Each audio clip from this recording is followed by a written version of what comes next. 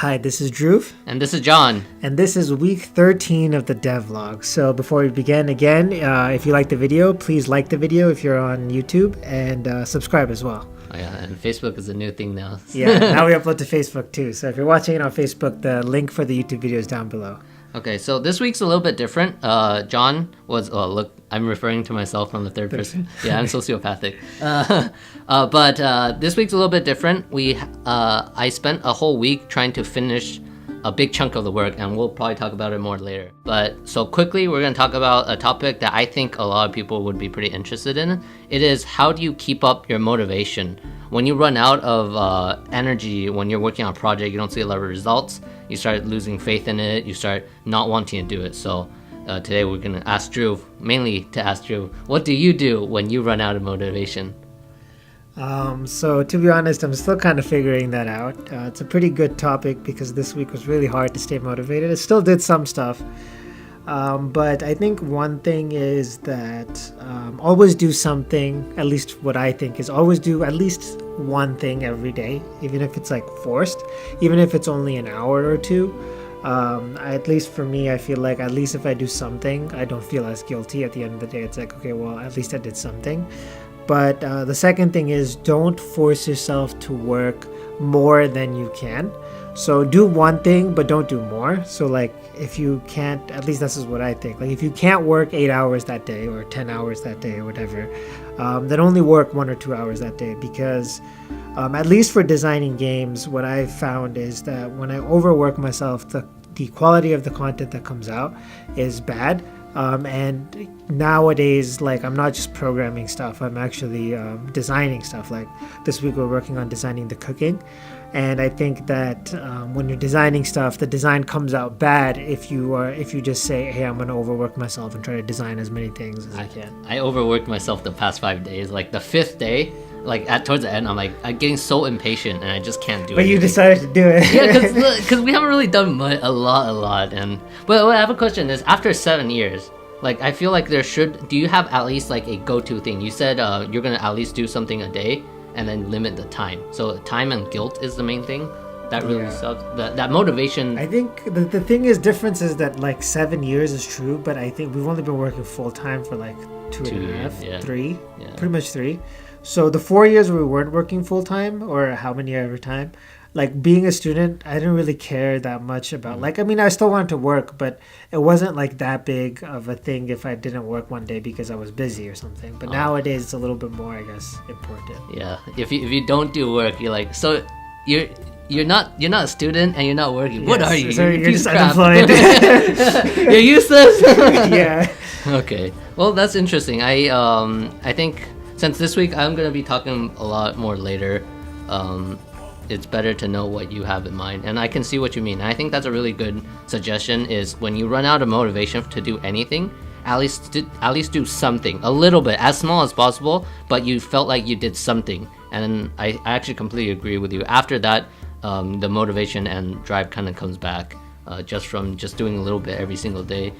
You don't give up. I think when you don't do anything and then you realize after a week, I didn't do anything, you beat yourself to it, you'll just end up doing even less after that. Yeah. So I think that's good. All right, so the rest of the time we'll talk. I'll be showing a short vlog about. This is already a vlog. It'll be a short vlog about what I have been doing the past 5 days. Yeah. All right. See you guys. Bye. Enjoy. Bye. Hi, this is John, and I am one of the co-founders of Dream, currently working on Brave Eduardo. So recently I have been inspired by Jay Chou's story, how a famous person promised to publish his album if Jay Chou can finish 30 songs within a week. And he did, and now he's one of the most famous Taiwanese musician out there. He had the talent, and he was pushed to his limit during this 1 week. So I've decided to finish some extraordinarily amount of work within this upcoming week. So my plan is to finish all the maps and all the art set of Brave Eduardo's continent within this coming week. And I'm going to document every single step of the process and every single day. So let's see if we can make it.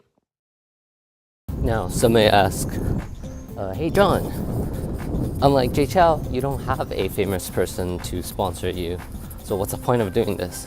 Well, I've been relaxing a little bit after the last convention, and I feel like we need some sort of boost, you know, something that gives us urgency. And with April coming up, I wish we have all the stuff prepared for this upcoming convention. I think Eduardo is gaining a lot of popularity that we did not expect, so I want to deliver the best I can. And like I said, if Jay Chou can become famous in a week, I feel like we can do something amazing within a week as well. So it's the second day. I kind of fell asleep last night. I did finish cleaning up the main to the Hyatt Tower, I think it's called. Today I know exactly what I need. I need to draw cactus, desert, grounds, farmland, farm fences, scarecrow, and a couple more things.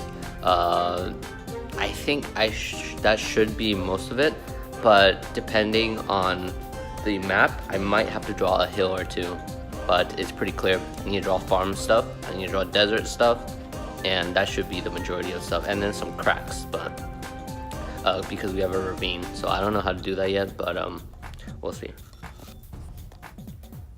It is 6 a.m. right now.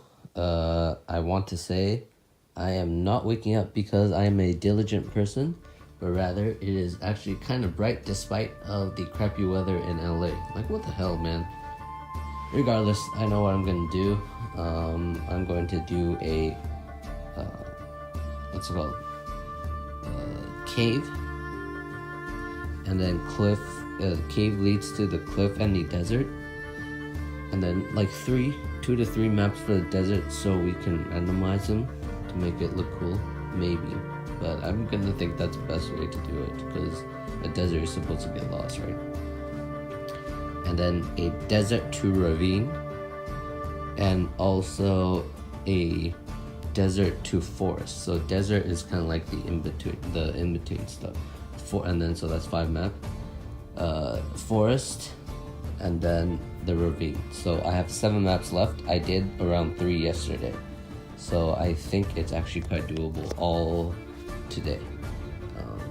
At least set up the main things, and then I'll do all the interior tomorrow. So I'm at a different Starbucks today, and hoping to get a breath of fresh air. I have 3 maps left, or 4? 3? I wouldn't say 3. The ravine, the forest, and the last remaining city in the world. So I think it should be enough and easy to do. And tomorrow I'll do the interior. I mean, it's better sectioned out. Kind of feel like it defeats the purpose of having a hard 1 week schedule, but we'll see. So I did finish all the maps, which is great. Hey, you can see myself. And which is exciting because we have a foundation now. None of them are complete, but they have they're a good foundation for us to work towards, and I streamlined the process, so things will be a lot easier from now on. The rest is just to tell our teammates, and we're good. So my Jay Chou week challenge was a success.